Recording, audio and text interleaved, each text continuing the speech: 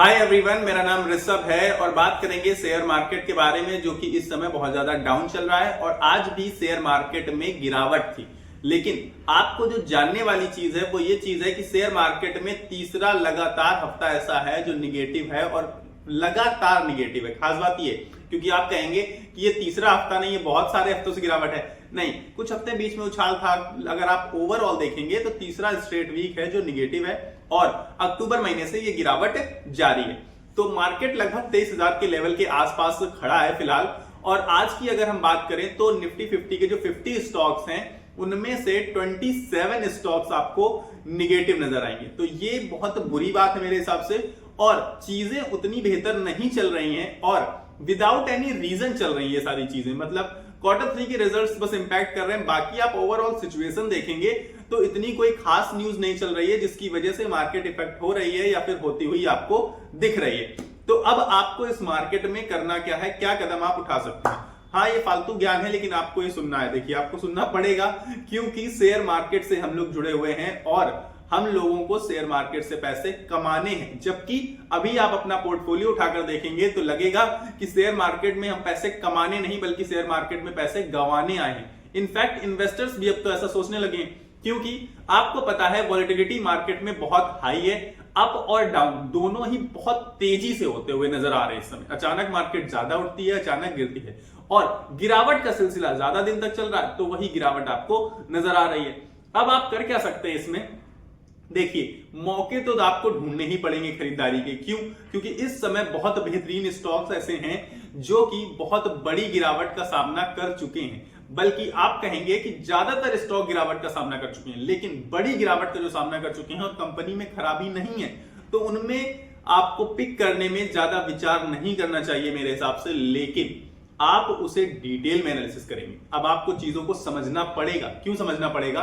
क्योंकि जब कोविड में, मतलब जब आया था कोरोना वायरस, तब बहुत बुरी तरीके से मार्केट पिटी थी। तो आपको ये चीज नहीं सोचनी है कि मार्केट में ये गिरावट लगातार जारी रहेगी या मार्केट कब उठेगी। बहुत सारे लोग ये चीजें सवाल कर रहे हैं आजकल, इसीलिए मैं इनको आपके सामने रख रहा हूं कि आप लोग क्या सोच रहे हैं कि गिरावट लगातार जारी रहेगी और ये शेयर मार्केट कभी नहीं उठेगी। लेकिन ऐसा नहीं होता है। जो मैच्योर इन्वेस्टर्स हैं, समझदार इन्वेस्टर्स हैं, उन्हें पता है कि देखिए, चीजें पॉजिटिव होते हुए नजर आएंगी कुछ महीनों बाद। अब कोई भी मंदी, कोई भी गिरावट, आप ये समझिए कि 6 महीने से ज्यादा नहीं टिकी।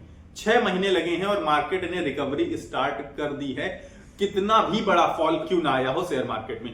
तो आप भी बस वही समझिए कि देखिए, अक्टूबर महीने से गिरावट चल रही है, 3 महीने ऑलरेडी हो चुके हैं, 3 से 3.5 महीने। अब कुछ टाइम की ये बात और है और इसके बाद मार्केट में तेजी आना स्टार्ट हो जाएगी। बस उस तेजी को आप मिस ना कर दें। क्यों? क्योंकि अगर आप बाई करने जाएंगे जब मार्केट में तेजी आ जाएगी, तो देखिए, अभी जो सस्ते दामों में आपको चीजें मिल रही हैं वो कंपैरेटिवली महंगे दामों में पहुंच चुकी होंगी, एक चीज। और जब वो ऊपर उठती है ना, तो हम क्या सोचते हैं कि अभी शायद फिर से गिर जाए, वहीं आ जाएगी तो इस बार ले लेंगे। लेकिन ऐसा होता नहीं है, क्योंकि हम लोग बुल मार्केट में चीजें नहीं पकड़ पाते हैं जो हमें पकड़नी चाहिए। अब पैसा बड़े इन्वेस्टर्स कमा जाते हैं इसी वजह से। हमें क्या करना है? हमें इस गिरावट में पैनिक नहीं होना है और समझदारी से कुछ डिसीजंस ऐसे लेने हैं ताकि हम फ्यूचर में बेहतरीन पैसा कमा पाएं।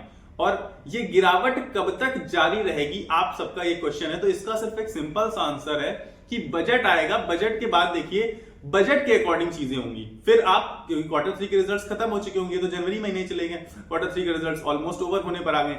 अब बजट पर सब कुछ डिपेंड करता है कि बजट किस टाइप का होगा। देखिए, अगर बजट बेहतरीन आया तो शेयर मार्केट एक रैली दिखाएगा और आराम से 26-27 हजार के लेवल्स आपको दिखा सकता है। लेकिन अगर बजट में कोई प्रॉब्लम हुई, बजट खराब आता है, मतलब शेयर मार्केट के पर्पज से खराब आता है, क्योंकि बजट तो कभी खराब नहीं हो सकता, तो शेयर मार्केट के पर्पज से अगर खराब हुआ, कुछ चीजें उसमें निगेटिव हुई, तो फिर आप इस पे इंपैक्ट देखेंगे शेयर मार्केट पर और लेवल्स आपको करीब 22,000 20,000 तक जाते हुए नजर आने वाले हैं।